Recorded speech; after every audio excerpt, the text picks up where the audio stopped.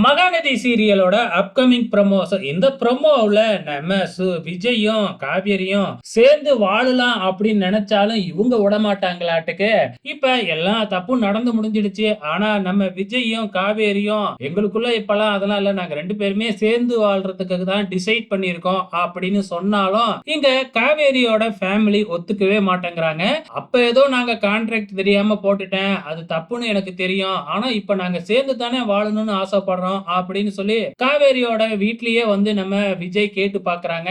ஆனா காவேரியோட அம்மா இருந்துகிட்டு, அதான் நீ கொடுத்த காசுக்கு என் அம்மாவை நடிச்சு கொடுத்துட்டால, அப்புறம் எதுக்கு இங்க வர அப்படிங்கிற மாதிரி வந்து பாத்தீங்கன்னா விஜய காவேரி கிட்ட பேசவே விட மாட்டேங்கிறாங்க.